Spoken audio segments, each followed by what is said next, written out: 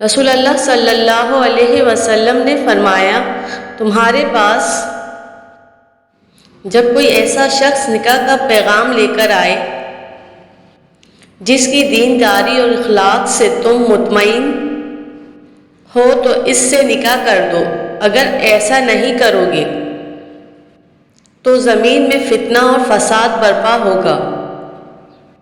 لوگوں نے عرض کیا، اللہ کے رسول، اگر اس میں کچھ ہو؟ آپ صلی اللہ علیہ وسلم نے 3 بار یہی فرمایا، جب تمہارے پاس کوئی ایسا شخص آئے جس کی دینداری اور اخلاق سے تم مطمئن ہو تو اس سے نکاح کر دو۔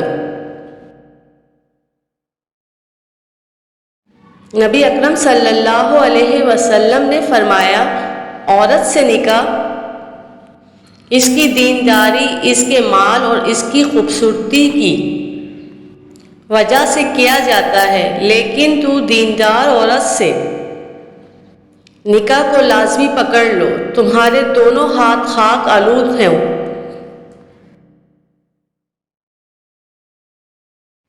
رسول اللہ صلی اللہ علیہ وسلم نے فرمایا، حرام اور حلال نکاح کے درمیان فرق صرف ڈف بجانے اور اعلان کرنے کا ہے۔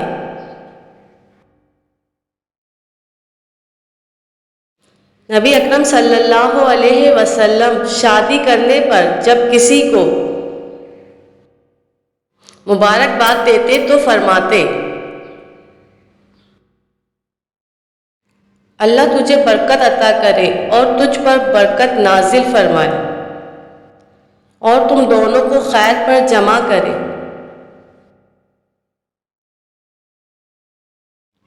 رسول اللہ صلی اللہ علیہ وسلم نے عبد الرحمن بن عوف کے جسم پر زردی کا نشان دیکھا تو پوچھا، یہ کیا ہے؟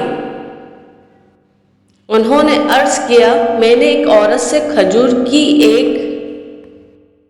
گٹھلی سونے کے عوض شادی کر لی۔ آپ صلی اللہ علیہ وسلم نے فرمایا، اللہ تمہیں برکت عطا کرے، ولیمہ کرو، خواہ ایک ہی بکری کا ہو۔ حدیث کو لائک اور شیئر ضرور کیا کریں۔